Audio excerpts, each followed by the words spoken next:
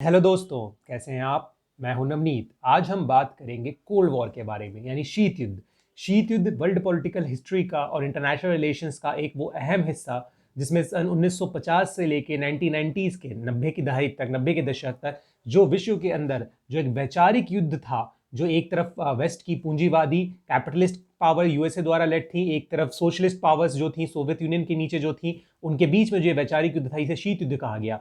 आज की दुनिया को कहीं ना कहीं गढ़ने में, जो आज का पॉलिटिकल स्ट्रक्चर्स को गढ़ने में इसका एक अहम हिस्सा रहा। आज जिस वर्ल्ड पॉलिटिकल ऑर्डर को हम देखते हैं, ये वर्ल्ड पॉलिटिकल ऑर्डर उसी ऑर्डर से निकल कर आया है। शीत युद्ध को समझना इसलिए जरूरी होगा कि शीत युद्ध द्वितीय विश्व युद्ध या प्रथम विश्व युद्ध की तरह डायरेक्टली दो शक्तियों के बीच में नहीं लड़ा गया, अपितु इसका मुख्य तरीका जो था लड़ने का, वो एक वैचारिक युद्ध था। वो प्रॉक्सी वॉर्स के थ्रू लड़ा गया, छद्म युद्ध के थ्रू लड़ा गया, अलग अलग तरीकों से लड़ा गया, अलग अलग मोर्चों पर लड़ा गया। इसका जो मेन एजेंडा था वो वेस्ट जो यूएसए को लेड कर रहा था, ईस्ट यानी जो सोवियत ब्लॉक था, इनके जो मेन एजेंडा था वो अपने वैचार को ज्यादा देशों में एक्सपोर्ट करते हुए उसको अपने खेमे में लेकर आना था। और इन्हीं से खेमबाजी से बचने के लिए जो तीसरे विश्व के जो देश थे, जो थर्ड वर्ल्ड कंट्रीज थी, उन्होंने नॉन अलाइनमेंट की कहीं ना कहीं बात की। तो फिलहाल हम अब शुरू करते हैं कोल्ड वॉर के बारे में। कोल्ड वॉर बेसिकली क्या था? कोल्ड वॉर जो था बेसिकली वो एरा था पॉलिटिकल टेंशंस का और प्रॉक्सी वॉर्स का बिटवीन सोवियत यूनियन, यूएसएसआर, उनकी अलाइज के बीच में, जो कि ट्रूमैन डॉक्ट्रिन से लेकर डिसोल्यूशन ऑफ यूएसएसआर तक चला। अब मैं यहां क्लियर करूं कुछ बातें ताकि हम आगे समझ सकें आसानी से। पॉलिटिकल टेंशन का मतलब क्या? जहां एक वैचारिक मतभेद चल रहा है, जहां एक वैचारिक युद्ध है, जहां लगातार एक कंटिन्यूस सेंस ऑफ टेंशन बना रहता है, एक नॉर्मल सी in terms of foreign relations नहीं आ पाती हैं इन दोनों पावर्स के बीच में। पहली बात। प्रॉक्सी वॉर्स ऐसी युद्ध जहां आपको पता है कि आप डायरेक्टली लड़ेंगे तो ज्यादा नुकसान होगा, इसके इसमें आप अपने अलायंस के थ्रू लड़ते हैं। जैसे कि मतलब इसका एग्जांपल मैं आपको दूंगा, वियतनाम वॉर इनिशियली जो था वो वियतकांग वर्सेस फ्रेंच था, लेकिन अगर वियतकांग जीत जाते तो कम्युनिज्म की जीत होती, फ्रेंच हार जाते तो कैपिटलिज्म की हार होती। तो अमेरिका ने फ्रेंच को सपोर्ट करना शुरू किया। जब फ्रेंच इंडो चाइना जो आज का वियतनाम है वहां से विड्रॉ कर गए, तो उसकी जगह अमेरिकन आ गए साउथ वियतनाम की कैपिटलिस्ट गवर्नमेंट को सपोर्ट करने के लिए। ऊपर से जो नॉर्थ वियतनाम की कम्युनिस्ट गवर्नमेंट थी, उसको पूरा सपोर्ट किसने किया? सोवियत यूनियन और चाइना ने।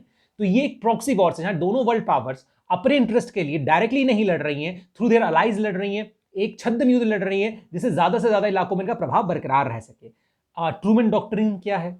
Trueman doctrine basically American president जो हेनरी ट्रूमैन थे, उन्होंने जो अमेरिकन कांग्रेस में जो वक्तव्य दिया 1950 की शुरुआत में, वो था, उसमें उन्होंने साफ कहा था कि अमेरिका की फॉरेन पॉलिसी है कि वो जो ये रेड कर्टेल है, जो ये लाल झंडा है, या जो कम्युनिज्म का जो एरिया है, जो उनका वर्चस्व है, वो उसको ईस्ट यूरोप से आगे नहीं बढ़ने देगी। और ये अमेरिकन ड्यूटी है कि डेमोक्रेटिक कंट्रीज के अंदर वो कम्युनिज्म को ना बढ़ने दे और लिबरल डेमोक्रेसीज को सपोर्ट करे दुनिया भर में कहीं भी। इसने कहीं ना कहीं अमेरिका की उस फॉरेन पॉलिसी को एस्टैब्लिश किया कि दुनिया में जहां भी आपको कम्युनिस्ट राइज होता हुआ दिख रहा है, आपको वहां की रिजीम्स की मदद करनी होगी ताकि वो इलाके कम्युनिस्ट एजेंडाज में फॉलो आउट ना कर जाए। डिसोल्यूशन ऑफ यूएसएसआर हम सब जानते हैं 1991 में किस तरह सोवियत यूनियन का विघटन होता है और दुनिया दो बायपोलर से यूनिपोलर की ओर कन्वर्ट हो जाती है। इसके जो कुछ मेन एजेंडा थे, क्यों ये दोनों ताकतें आपस में लड़ नहीं पाई, डायरेक्टली लड़ाई ना हो पाई सेकंड वर्ल्ड वॉर की तरह, फर्स्ट वर्ल्ड की तरह, इसमें सबसे अहम रोल प्ले करता है न्यूक्लियर डिटरेंस और कॉन्सेप्ट ऑफ मैड। इसने डायरेक्टली इन दोनों को एक लार्ज स्केल पे लड़ने से रोका। ऑल्दो कई बार सिचुएशन ऐसी क्रिएट हुई जब लगा कि दुनिया परमाणु युद्ध की ओर बढ़ रही है, लेकिन वो एक आगे ना बढ़ पाई। उसका कारण जो था वो न्यूक्लियर डिटरेंस और मैड था। न्यूक्लियर डिटरेंस क्या होता है? न्यूक्लियर डिटरेंस वो शक्ति जिसके थ्रू आप अपनी न्यूक्लियर पावर को डेवलप करते हैं इस एजेंडे के साथ कोई दूसरा देश आप पे हमला ना करे। मतलब मेरी देश की फौज मान लीजिए कमजोर है, मैं डायरेक्टली किसी देश से नहीं लड़ सकता, बट अगर मेरे पास न्यूक्लियर वेपन्स है या अनकन्वेंशनल वेपन्स है, तो जो मेरी कन्वेंशनल पावर है, जो एक पारंपरिक शक्ति है जो शायद उतनी ताकतवर नहीं है, वो कहीं ना कहीं बैलेंस हो जाती है। जैसे पाकिस्तान का एजेंडा ये है, पाकिस्तान का जो न्यूक्लियर प्रोग्राम है बेसिकली इंडियन न्यूक्लियर प्रोग्राम के डिटरेंस में, और जो इंडिया का न्यूक्लियर प्रोग्राम है कहीं ना कहीं चाइना के न्यूक्लियर प्रोग्राम के डिटरेंस में, कि अगर हम चाइना से डायरेक्ट वॉर में शायद बराबरी ना कर पाए तो एटलीस्ट हमारे पास एक न्यूक्लियर डिटरेंस रहेगा। सिमिलरली कॉन्सेप्ट ऑफ मैड यानी म्यूचुअली अश्योर्ड डिस्ट्रक्शन, यानी कि मैड का मतलब यह है कि दोनों शक्तियों को पता है कि अगर परमाणु युद्ध होगा या हुआ तो दोनों देशों का नाश पक्का है। क्योंकि जब कोई भी देश न्यूक्लियर ट्राइड यानी सेकंड अटैक कैपेबिलिटी वो कर लेता है, डेवलप कर लेता है, तो कहीं ना कहीं उसकी ताकत बढ़ जाती है। अगर मान लें ये क्या होता है, सेकंड अटैक कैपेबिलिटी क्या होती है, न्यूक्लियर ट्राइड क्या होता है, वो हम समझते हैं। सेकंड रिस्पांस कैपेबिलिटी वो ये कि अगर मान लीजिए मेरे देश में न्यूक्लियर अटैक हुआ तो मेरे पास कैपेसिटी होनी चाहिए ऐसी कि न्यूक्लियर अटैक के बावजूद हमारा सिस्टम इस हालात में रहे कि वो रिस्पॉन्स कर पाए। इसमें कैसे काम किया जाता है? जो न्यूक्लियर बॉम्ब्स को अंडरग्राउंड साइलोज में छुपाया जाता है, न्यूक्लियर ट्यूब्स में छुपाया जाता है, इसलिए छुपाया जाता है कि डायरेक्ट अटैक हो तो उसके बावजूद भी कमांड सेंटर सेफ रहे ताकि हम जवाब दे सकें। पहला। और ट्रायड का मतलब यह है जिसके थ्रू आप तीनों से, हवा से, समुद्र से एवं जमीन से न्यूक्लियर अटैक कर पाए। अब ये समझिए कैसे होता है। इनिशियली जब न्यूक्लियर बॉम्ब बनाया गया तब अमेरिका ने उसको अपने B-52 I guess, I am not sure about it, उस बॉम्ब से गिराया, ठीक है। ये हुआ एयर के थ्रू या मिसाइल्स के थ्रू। लैंड के थ्रू आप जो अपनी आर्टिलरी लॉन्च करते हैं, जो आपकी मिसाइल लॉन्च जमीन से होती है, वो हुआ। एयर से जो आप एयर टू एयर अटैक करके न्यूक्लियर वेपन्स कर सकते हो। सी से मतलब समुद्र से, अंडरग्राउंड सबमरीन से जो आप अटैक कर सकते हैं। इंडिया के पास तीनों है, बिकॉज हमारे जो जहाज है जैसे मिराज है, मिराज न्यूक्लियर वेपन गिराने में कैपेबल है। हमारी जो मिसाइल्स हैं वो जमीन से अटैक करने में कैपेबल है। और जो हमारी सबमरीन है अरिहंत, वो प्लस हमारे जो हमारे न्यूक्लियर जो हमारे शिप्स हैं, जो हमारे नेवल शिप्स हैं, उनके पास वो कैपेबिलिटी है कि वो अटैक कर सके। इसमें एक अहम चीज़ ये कि जो हमारी न्यूक्लियर सबमरीन है उसकी खासियत ये रहेगी कि वो काफ़ी लंबे वक्त तक समुद्र में रह सकती है। तो न्यूक्लियर सबमरीन होने से ट्राइड और एक तरीके से स्ट्रॉन्ग हो जाता है, बिकॉज मान लीजिए ज़मीन पर कुछ बुरा होता है तो एटलीस्ट आपका एक कमांड सेंटर हमेशा नीचे रहेगा, जो आपके वर्चस्व को बरकरार रख सकेगा और जवाब देने की कैपेबिलिटी रखेगा। इस कारण दो देशों के बीच में, इन दो शक्तियों के बीच में कभी भी डायरेक्ट वॉर की सिचुएशन नहीं बनी। बेसिकली ये आइडियोलॉजिकल और जियोपॉलिटिकल इंटरेस्ट के में बेस था यूएसएस और USSR. Ideological western liberal democracies versus planned Soviet economies, communist economies, socialist economies, उनके बीच का युद्ध था। लेकिन असल में ये युद्ध इन दो ताकतों के वर्चस्व को बढ़ाने का था। अगर आप देखें कई जगह अमेरिका ने ऐसी ऐसी ताकतों को बढ़ावा दिया जो कि किसी भी हालात में ना लिबरल डेमोक्रेसीज थी, ना उनमें डेमोक्रेसी नाम की कोई चीज थी। वो हार्ड कोर डिक्टेटोरियल रिजीम थी, चाहे वो चिली की अगोस्टो पिनोशे की गवर्नमेंट। उनका मेन एजेंडा केवल और केवल कम्युनिस्ट इन्फ्लुएंस को रोकना था, भले उसके लिए उसको डिक्टेटर्स को सपोर्ट क्यों ना करना पड़े। जैसे क्यूबा में वो बेटिस्टा की गवर्नमेंट को सपोर्ट करते थे, जो एक डिक्टेटर था, जस्ट बिकॉज वो कम्युनिस्ट नहीं थे इसलिए आप उसको सपोर्ट कर रहे हैं। या फ्रांसिस्को मार्कोस की गवर्नमेंट को फिलीपींस में सपोर्ट करना है, जानते हो कि वो बहुत ज्यादा करप्ट है। यहाँ एजेंडा बेसिकली जियोपॉलिटिकल इंटरेस्ट को सेफगार्ड करना था कि ज्यादा से ज्यादा कंट्रीज को अपने वर्चस्व के अंदर रखें, भले वहां सरकारें किस तरह की भी हों। वेस्ट को यूएसए लेड कर रहा था, सेकंड को ऑब्वियसली यूएसएसआर लेड कर रहा था। लिबरल डेमोक्रेसीज की बात थी, फ्री इकोनॉमी की बात थी यूएसए की तरफ।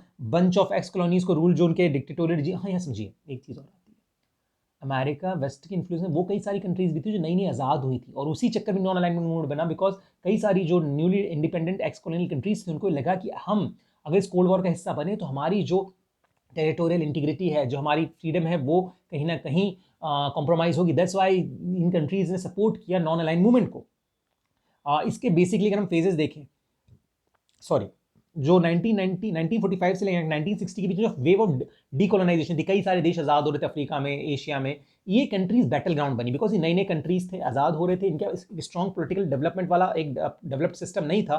तो यहाँ पे अपनी हेजेमनी स्टैब्लिश करने के लिए, अपने फेवरेबल गवर्नमेंट को स्टैब्लिश करने के लिए ये दोनों वर्ल्ड पावर्स कहीं ना कहीं इन्वॉल्व होती हैं। इसका नतीजा रहा कि ये जो कंट्रीज रहीं, थर्ड वर्ल्ड कंट्रीज जिसे हम कह सकते हैं, ये बैटल ग्राउंड बनी इन दो विश्व शक्तियों के बीच में वर्चस्व स्थापित करने का। कोरिया, वियतनाम, अफ्रीका में अंगोला, मोजाम्बिक, कई सारी कंट्रीज, घाना उठा लीजिए, आप नाइजीरिया ले लीजिए, आप कंगो ले लीजिए, जहां पे इन लोगों ने communist versus capitalist supported regimes के चक्कर में वहां सिविल वॉर्स करवा दी। अगर हम बात करें फेजेस ऑफ कोल्ड वॉर की, तो जो पहला फेज है कोल्ड वॉर का, वो सेकंड वर्ल्ड वॉर के इमीडिएटली बाद से स्टार्ट हो जाता है, और ये चलता है क्रिएशन ऑफ नाटो जो 1949 में, वो वहां से लेकर जिसमें 1950 नाटो क्या था, नॉर्थ अटलांटिक ट्रीटी ऑर्गेनाइजेशन, जिसके तहत जो ये वेस्ट यूरोप की कंट्रीज को अमेरिका ने गारंटी दी कि हम एक कॉमन डिफेंस पैक्ट सिस्टम बनाती है, अगर हम पे कभी कम्युनिस्ट अटैक हुआ या कोई ग्रुप हम पे अटैक करेगा तो मिलकर रिस्पॉन्स करेंगे। इसके रिस्पॉन्स में 1955 में वार्सा पैक्ट बनाया गया, जो सोवियत यूनियन और उसकी एलाई उसकी सैटेलाइट स्टेट जैसे पोलैंड वगैरह जो थे, इनके थ्रू बना। मेजर क्राइसिस जो हम अभी आगे फॉलो करेंगे वो क्या थे?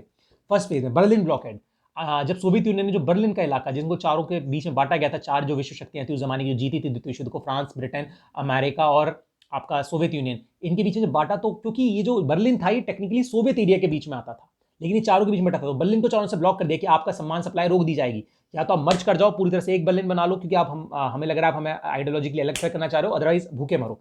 तब उस बर्लिन एयरलिफ्ट किया गया, सारा सामान मतलब चॉकलेट से लेके पेट्रोल तक हवाई जहाजों के थ्रू उतारा गया बर्लिन में। Chinese civil war, KMT government जो थी, नेशनलिस्ट गवर्नमेंट कमिटांग, जो कि हार गई, जिसको चांग काई शेक लीड कर रहा था, इसको वेस्ट सपोर्ट करता था। सामने कौन थे? कम्युनिस्ट, चेयरमैन माओ की जो कम्युनिस्ट पार्टी ऑफ चाइना थी, वो जिन्हें सोवियत यूनियन सपोर्ट कर रहा था। कोरियन वॉर सबको पता है, north Korea versus south Korea, काफी सुना हुआ, किम जोंग उन के दद्दा साहब के जमाने से लड़ाई चल रही है।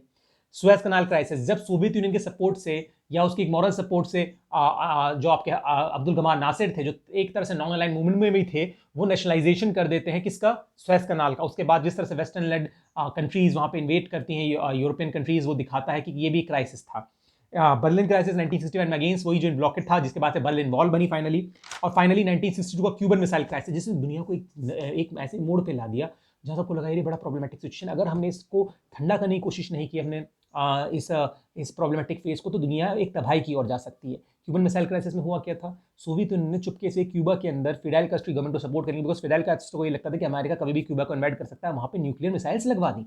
ये बातें अब CIA को पता चल गई। उसके बाद अमेरिका ने नेवल ब्लॉकेट कर दिया क्यूबा का। एक सिचुएशन ऐसी आई कि 2 मिनट के लिए लग रहा था कि वाकई में दुनिया न्यूक्लियर युद्ध की ओर बढ़ सकती है, लेकिन फाइनली जो खुर्शेव थे, जो लीडर थे, निकिता खुर्शेव जो USSR के लीडर थे, और जो कैनेडी थे, उनके बीच में डिटांटे की प्रोसेस यहाँ से शुरू होती है कि नहीं भाई, रिलेशन को हमें नॉर्मलाइज करना होगा, बिकॉज अगर हम इतना ज़्यादा टेंशन बना के रखें तो दुनिया कभी भी वो मैड के कॉन्सेप्ट की ओर बढ़ सकती है।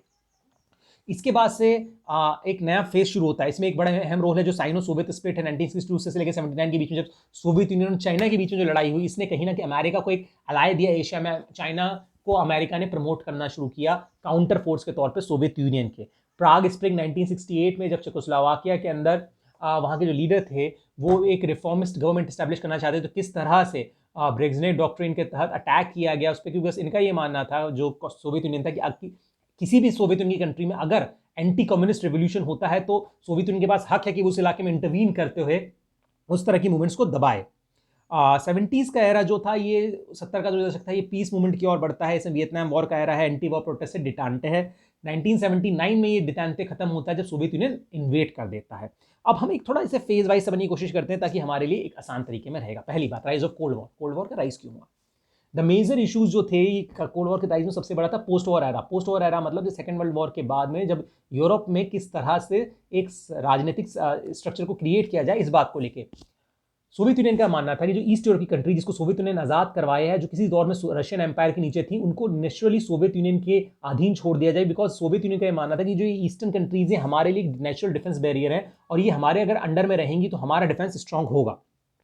और इसके थ्रू आइडियोलॉजिकल एक्सपेंशन भी यूएसएसआर अपना चाहता था ईस्ट यूरोप के अंदर। यूएसएसआर में, और इसके साथ यूएसएसआर के अंदर शुरू से वेस्ट को लेकर ग्रज था कि वेस्ट ने जब ऑपरेशन बारबरोसा के तहत अटैक हुआ रशिया के ऊपर, उस समय उतना खुल के मदद नहीं की। रशिया को काफी सफरिंग, देखिए सबसे ज्यादा अगर वॉर कैजुअलिटीज किसी की एलाइज में थी तो रशिया के अंदर थी। रशिया ने सबसे ज्यादा सफर किया है जर्मन एट्रोसिटीज को, तो एक गुस्सा था। हेनरी ट्रूमैन ने जब हेनरी ट्रूमैन की जो रिजीम आती है उसके बाद रिलेशनशिप और खराब होती है, बिकॉज जो आपके रूजवेल्ट थे वो एटलीस्ट एक म्यूचुअली कोएग्जिस्ट रिजीम चाहते थे दोनों रीजन्स के बीच में, चाहते थे कि म्यूचुअल कोएग्जिस्टेंस बना रहे। बट जो हेनरी ट्रूमैन थे वो जो ट्रूमैन थे वो बहुत ज़्यादा एंटी कम्युनिस्ट थे। उनको कहीं ना कहीं लगता था कि जो ये कम्युनिस्ट रिजीम्स इन पर आप ट्रस्ट नहीं कर सकते, क्योंकि कम्युनिज्म आज नहीं तो कल आपके घर की ओर भी बढ़ेगा। इसलिए हेनरी ट्रूमैन ने शुरू से एक एंटी सोवियत ग्रज रखा, जिसके नतीजे में आप देखेंगे जो tensions between the two powers है वो लगातार बढ़ती रही।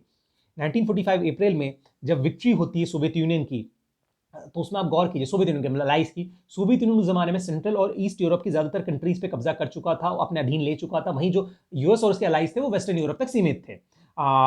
इसके सिवाय जो जर्मनी और ऑस्ट्रिया था उनको 4 हिस्सों में बांटने की बात की गई थी, जो बेसिकली 3 हिस्सों में बांटने की बात की गई थी। फ्रांस को शामिल नहीं किया गया था, लेकिन ये बाद में ब्रिटेन और यूएसए तैयार हुई कि अपने इलाके में से, जो उनके इलाके में आ रहा था जर्मनी और ऑस्ट्रिया, उसमें से काट के वो फ्रांस को भी हिस्सा दे देंगे खुश करने के लिए। और चार्ल्स डिगॉल ने हमेशा ये कहा कि आप हमारे साथ भेदभाव कर रहे हैं, लेकिन कारण भी था। फ्रांस की रिजीम ने, विची रिजीम्स ने सिमिलरली हिटलर के सामने सरेंडर कर दिया। डिगॉल उतने ताकतवर उस समय तक मिलिट्रली नहीं थे, तो शायद उनका हक बनता भी नहीं था। इसमें आपको 2 इंपॉर्टेंट कॉन्फ्रेंस देखनी होगी। पहला याल्टा कॉन्फ्रेंस है जो फरवरी 1945 में हुई, बिग 3 के बीच में से फ्रांस शामिल नहीं था। इसमें केवल और केवल आपका यूएसएसआर, अमेरिका और आपका ब्रिटेन था।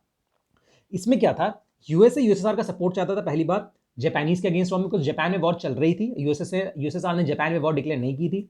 सोवियत पार्टिसिपेशन इन यूएन, जो यूएन बनने वाला सैन फ्रांसिस्को कॉन्फ्रेंस में, वो चाहते थे कि सोवियत यूनियन शामिल हो। ब्रिटेन चाहता था कि फ्री एंड फेयर इलेक्शन हो। ईस्ट और सेंट्रल यूरोप की उन कंट्रीज में भी जो सोवियत अधीन जा चुकी हैं। स्टालिन का ये मानना था कि सेंट्रल यूरोप और ईस्टर्न यूरोप पे उनका इन्फ्लुएंस एक्सेप्ट कर लिया जाए।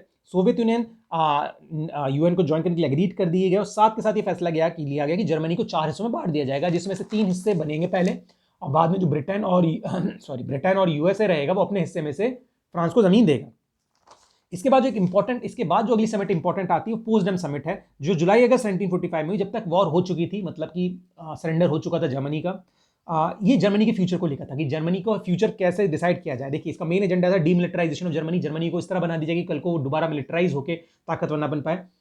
इसके सिवाय डीमोबिलाइजेशन की आर्मियों के साथ डिमोबिलाइज किया जाए। डेमोक्रेटाइजेशन किस तरह जर्मनी में प्रॉपर डेमोक्रेटिक सिस्टम सेटअप किया जाए। डिसेंट्रलाइजेशन किस तरह से किया जाए ताकि सेंट्रलाइज इकोनॉमी ना बन जाए, सेंट्रलाइज पॉलिटिकल सिस्टम ना बन जाए, जर्मनी को वापस से वॉर को लेकर जा सके, जैसे हिटलर का सेंट्रलाइज सिस्टम था।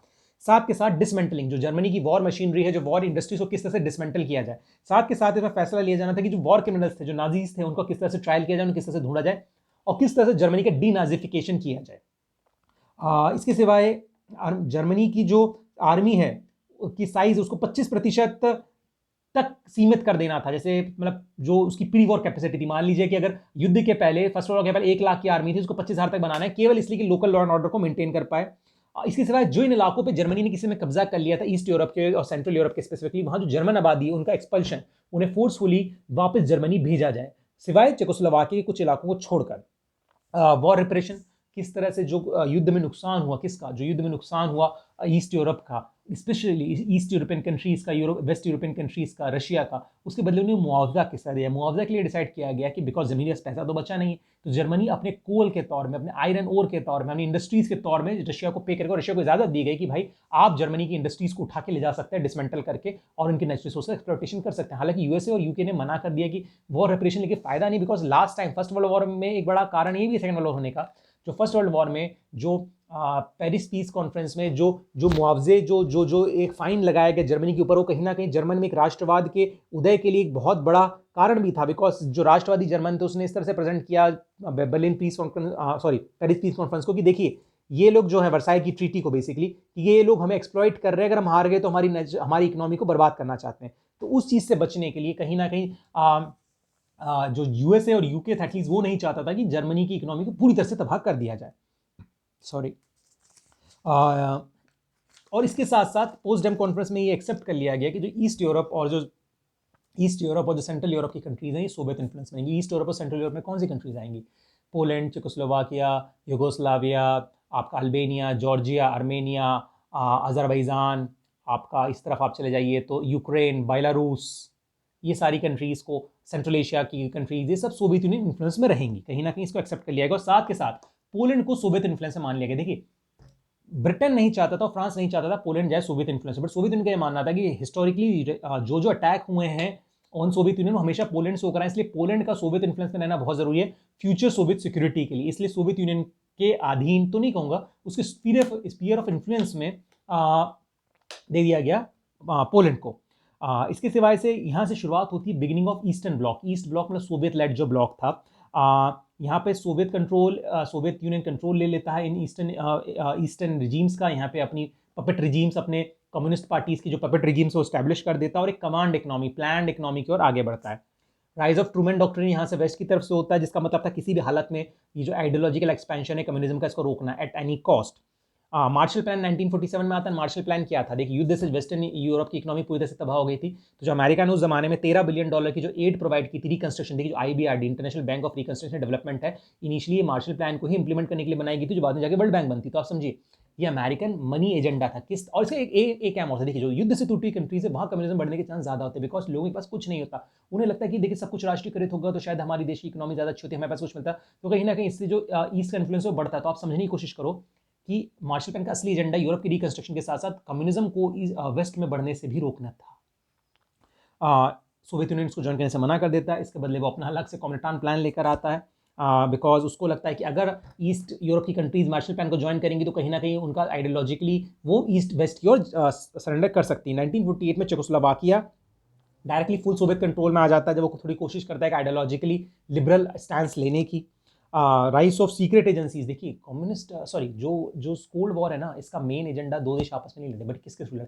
ये एस्पिनोजेस मतलब एक दूसरे पे सीक्रेटली नजर रखना, जो गुप्तचर मिशन होते हैं वो सीक्रेट एजेंसीज कराए। CIA थी अमेरिका की, M16 थी यूके की, KGB जो नोटोरियस KGB, पुतिन जो थे वो KGB के एजेंट थे, मैं आपको बताता हूँ। KGB जो थी वो सोवियत यूनियन की, इनके राइज हुए एक दूसरे पे काउंटर, किसी का न्यूक्लियर प्लान चुरा लेना, लोगों के डिफेंस प्लान चुराना, नजर रखना। बर्लिन के नीचे बकायदा अमेरिका ने एक सुरंग बनाई थी जिसका मेन एम जो वहाँ की टेलीफोन लाइन्स थी उनको हैक करते हुए ईस्ट की नजर रखना था सोवियत यूनियन की कम्युनिकेशन पर। आप समझिए कितने बड़े लेवल पर जो सीक्रेट एजेंट का जो दौर है। अगर आप लोगों ने ये मूवी देखी होगी, क्या बोलते हैं इसे, पुरानी वाली जो जेम्स बॉन्ड मूवीज, तो आप देखेंगे कहीं ना कहीं वो ideological war east versus West दिखती है। खैर हम आगे बढ़ते हैं। नेटो का राइज होता है 1949 में, जो मैंने आपको बताया। उसके बदले में इसके बाद चाइनीज सिविल वॉर इसको और एग्जैक्ट करती है, बिकॉज चाइनीज सिविल वॉर में जब नेशनलिस्ट गवर्नमेंट हार जाती है तो अमेरिका को कहीं ना कहीं लगता है कि भाई अगर हमने अभी से कम्युनिस्टों को नहीं रोका तो जो न्यूली इंडिपेंडेंट नेशन से पूरी तरह से जाने के चांसेस हैं ईस्ट के इन्फ्लुएंस में। 1953 से 62 का दौर है वो एस्केलेशन का दौर है, जिसमें लगातार बढ़ता है। बिकॉज एस्केलेशन इसलिए हो रहा है क्योंकि नए नए देश आज़ाद हो रहे हैं, वहाँ प्रॉक्सी वॉर्स हो रही है, चाहे वो अफ्रीका में हो, नरेरे की गवर्नमेंट को हटाना हो घाना में, चाहे वो अफ्रीका में हो, चाहे वो आपके साउथ ईस्ट एशिया में वियतनाम, कंबोडिया वगैरह के इलाके में हो। एस्केलेशन लगातार बढ़ता है। कोरियन वॉर से और एस्केलेशन बढ़ता है, बिकॉज कोरियन वॉर में डायरेक्टली आमने सामने आ जाते हैं। कोरियन वॉर के अंदर अगर आप देखें, फुल सपोर्ट था सोवियत यूनियन का और चाइना का नॉर्थ कोरियन रिजीम को। वहीं अमेरिका लेड जो अलायंसेस थे वो पूरी तरह से साउथ को सपोर्ट कर रहे थे, तो डायरेक्टली प्रॉक्सी वॉर्स हर जगह चल रही होती हैं। निकिता क्रुश्चेव जो थे वो उन लोगों ने निकिता क्रुश्चेव और कैनेडी जो थे 1962 में जो क्यूबन मिसाइल क्राइसिस मैंने आपको बताया, उसके बाद एक डी एस्केलेशन की ओर ये लोग बढ़ना शुरू होते हैं। और यहाँ से कहीं ना कहीं न्यूक्लियर रेस बढ़ती है। देखिए, न्यूक्लियर रेस बढ़ने से पीस भी आया। अमेरिका और सोवियत यूनियन ने जब दोनों ने न्यूक्लियर पावर अपनी अचीव कर ली, तो इन लोगों ने अपनी न्यूक्लियर ताकत बढ़ाना शुरू करी। बिकॉज इससे एक इफेक्टिव न्यूक्लियर डिटरेंस बन रहा था कि डायरेक्टली दोनों पावर्स के बीच की कॉन्फिल्ट्रेशन को रोका जा रहा था, क्योंकि दोनों ताकतें जो थी वो न्यूक्लियर पावर हो चुकी थी, तो डायरेक्ट वॉर के चांसेस कम थे। वॉर्सा पैक्ट 1955 में होता है। हंगेरियन क्राइस रिवॉल्ट 1956 में। इन्वेजन जब सोवियत यूनियन हंगरी का करता है, जब वहाँ पे हंगरी की जो लोकल कम्युनिस्ट पार्टी है वो कुछ रिफॉर्म्स लेकर आना चाहती है। वर्ल्ड लेवल पे मैं बात करूँ, 1953 में किस तरह अमेरिका ने जो मोशदूद की गवर्नमेंट थी ईरान में, उसको ओवरथ्रो कर दिया। बिकॉज जो प्राइम मिनिस्टर मोशदूद थे वो नेशनलाइजेशन ऑफ ऑयल इंडस्ट्री चाहते थे, और उन्हें कहीं ना कहीं ये लग रहा था अमेरिका को कि जो नेशनलाइजेशन ऑफ ऑयल इंडस्ट्री है वो कम्युनिज्म की ओर लेके जा सकता है ईरान को। तो उन्होंने शाह की मदद से, शाह ऑफ ईरान की मदद से तख्ता पलट करके वहाँ की डेमोक्रेटिकली इलेक्टेड गवर्नमेंट का शाह के हाथ में सारी ताकतें ले आई, जो पूरी तरह से अमेरिकन एजेंट थे। ग्वाटेमाला में जो वहाँ के प्रेसिडेंट थे जैकोबो अरबेंदे, जो कम्युनिस्ट थे, उनका ओवरथ्रो अमेरिका ने करवाया। बिकॉज अमेरिका नहीं चाहता था कि communist supported regime central America में अमेरिका से कुछ ही दूर पर हो।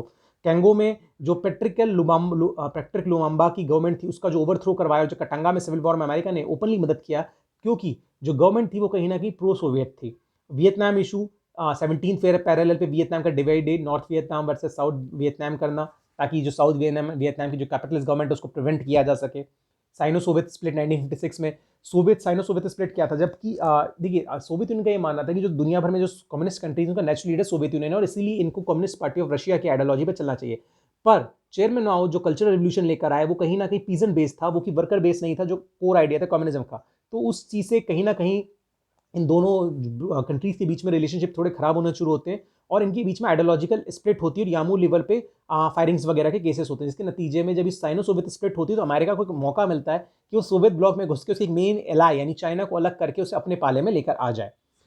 इसके सिवाय क्यूबन रिवोल्यूशन 1959 में, जब फिडेल कैस्ट्रो बटिस्टा की गवर्नमेंट को हटा देते हैं, और बे ऑफ पिग इन्वेजन। ये क्या था बे ऑफ पिग इन्वेजन? भाई बे ऑफ पिग इन्वेजन में बेसिकली जब अमेरिका को लगा कि भाई उससे केवल थोड़े से 200-300 किलोमीटर दूर समुद्र में एक देश है जो कम्युनिस्ट बन गया है, तो भाई वहाँ की रिजीम हमें हटानी पड़ेगी। तो इसने क्या किया, जो क्यूबन्स अमेरिका में रह रहे थे उनको अमेरिकन आर्मी ने ट्रेन किया, अमेरिकन एयरफोर्स के जहाज़ों ने ऊपर से गिराया, उन्हें पैराशूट किया। ये एम था कि जब ये सोल्जर्स गिरेंगे वहाँ पे लैंड करेंगे, ये जाके लोकल से मिलेंगे, लोकल को रिवोल्ट के लिए बरगलाएंगे, जिससे कि वहाँ एक काउंटर कम्युनिस्ट रेवोल्यूशन स्टार्ट होगा। फिर अमेरिका की मदद से वो फिडेल कास्ट्रो को हटा देंगे। लेकिन फिडेल कास्ट्रो को पहले ही पता चल चुका था, और जैसे ही बे ऑफ पिग में इन्वेड किया इन लोगों ने, जगह है बे ऑफ पिग, इन्होंने सारे के सालों को अरेस्ट कर लिया और वो फेल हो गया। क्यूबन मिसाइल क्राइसिस 1962 का, क्यूबा का डर कि अमेरिका अटैक कर सकता है, वियतनाम वॉर, और फाइनली 1968 में जो चेक रिपब्लिक जो है, चेक रिपब्लिक जो सोवियत यूनियन का ब्लॉक था, उसका जब इन्वेजन करता है सोवियत यूनियन, लिटरली टैंक, जिसे प्राग स्प्रिंग कहते हैं, लिटरली टैंक भेजे गए प्राग में। क्यों? बिकॉज सोवियत यूनियन का मानते हैं कि अगर कोई सोवियत कंट्री, यहीं से ब्रेजनेव डॉक्ट्रिन पैदा होता है, अगर कोई सोवियत कंट्री सोवियत यूनियन की सेट लाइन से अलग हटने की कोशिश करती है तो उस पर अटैक करने का हक सोवियत यूनियन को पूरी तरह से होगा। ये था ब्रेजनेव डॉक्ट्रिन 1968 का, जिसका मतलब अगर कोई भी कम्युनिस्ट कंट्री जहाँ कम्युनिस्ट रिजीम है, अगर वहाँ रिजीम के खिलाफ कोई ऐसा काम होता है जो कम्युनिस्ट आइडियोलॉजी के अगेंस्ट है, तो उस कंट्री की टेरिटोरियल इंटीग्रिटी को वायलेट करने का हक कम्युनिस्ट ब्लॉक के पास होगा। साथ में थर्ड वर्ल्ड कंट्रीज में क्या हो रहा था, वियतनाम, कंबोडिया में आप देखें किस तरह से अफ्रीकी कंट्रीज में किस तरह से दोनों ताकतें लड़ रही थी अपने इन्फ्लुएंस को बढ़ाने के लिए। तो यहाँ से कहीं ना कहीं आप देख सकती हैं एस्केलेशन का दौर है जो 1960s के एंड तक चलता रहा। 1972 में Sino Soviet relationship Sino USA relationship बेहतर होना शुरू होते हैं। पिंग पॉन्ग डिप्लोमेसी जो हेनरी किसिंजर लेकर आए थे, उसके थ्रू धीरे धीरे चाइना जो है वो ईस्ट के पाले से निकल के, ऑल दो कम्युनिस्ट रहता है बट वो वेस्ट के साथ उसके रिलेशनशिप नॉर्मल होना शुरू हो जाते हैं। 1973 में यूएसए जब विड्रॉल करता है वियतनाम से अपनी फोर्सेस का, 58,000 अमेरिकन सोल्जर्स की मौत, पहली बार कि अमेरिका किसी छोटे देश से हारा। यहाँ से एक डिटेंटे की प्रोसेस शुरू होती है, और 62 से लेकर 72 के बीच जो अहम डेवलपमेंट अगर आप देखना चाहें, डीकोलोनाइजेशन और राइज ऑफ नाम। नाम क्या था? नाम आपको पता है, बैंडुंग कॉन्फ्रेंस पहली दफा होती है 1955 में। 1961 में नाम बनता है, जिसका मेन मकसद क्या था? जो थर्ड वर्ल्ड कंट्रीज हो रही है उन्हें ब्लॉक पॉलिटिक्स अलग रखते हुए एक न्यूट्रल रास्ते में चलना, ताकि वो अपने डेवलपमेंट के लिए दोनों ब्लॉक से मदद ले सके। ऑर्गेनाइजेशन फॉर अफ्रीकन यूनिटी 1963 में बनता है, ताकि रिसेंटली जो डीकोलोनाइज्ड अफ्रीकन कंट्रीज हैं इनके एजेंडे को शट डाउन किया जा सके, और ये ब्लॉक पॉलिटिक्स दोबारा से एक न्यू कॉलोनियल रिजीम के नीचे जाते हुए अपनी खुद की आइडेंटिटी क्रिएट कर पाए, एक अफ्रीकन आइडेंटिटी क्रिएट कर पाए। तो जो OAU है और जो ये नाम है, बेसिकली एक अर्ज थी थर्ड वर्ल्ड कंट्रीज की, एक महत्वाकांक्षा थी थर्ड वर्ल्ड कंट्रीज की, जो वर्ल्ड पॉलिटिक्स जो कि वेस्ट द्वारा ईस्ट द्वारा डोमिनेटेड, इससे बचते हुए एक न्यूट्रल रास्ते पे आगे बढ़ सके। इसमें निक्सन डॉक्ट्रिन आ जाता है। निक्सन डॉक्ट्रिन का मतलब ये था कि थर्ड वर्ल्ड कंट्री में आप कहीं पे भी इंटरफेयर कर लें, अगर वहाँ पे कम्युनिस्ट रिजीम आ रही है उसे रोकने के लिए। जैसे चिली के अंदर सल्वाडोर अलांदे की इलेक्टेड गवर्नमेंट को निक्सन ने हटवाया, क्यों? बिकॉज उनका मानना था कि अगर वो कम्युनिस्ट ब्लॉक में चला गया तो अमेरिकन सिक्योरिटी के लिए प्रॉब्लम हो सकती है। लेकिन यहाँ पे आप देखिए, जो एकदम से दुनिया को आप इतने खतरे को लेके जा रहे हैं, 62 में क्यूबन मिसाइल क्राइसिस हो गया, वियतनाम वॉर हो गया, आपका राइज ऑफ नाम, और इसने एक डिमांड अर्ज करी जो पीस एक्टिविस्ट थे, जो एक ग्लोबल पीस की, एक ग्लोबल स्टेबिलिटी की। तो यहाँ से जो है वो दितांते की प्रोसेस शुरू होती है। दितांते मतलब टेंशन को कम करना। तो अगले वीडियो में हम बात करेंगे दितांते और फिर किस तरह से दोबारा कोल्ड वॉर एस्केलेट करता है, फाइनली डिसोल्यूशन ऑफ यूएसएसआर की। Thank you so much. उम्मीद करता हूं आपको वीडियो अच्छी लगी होगी, और प्लीज अगली वीडियो को फॉलो करें ताकि आपको कोल्ड वॉर का पार्ट सेकंड समझ में आ पाए। थैंक्स।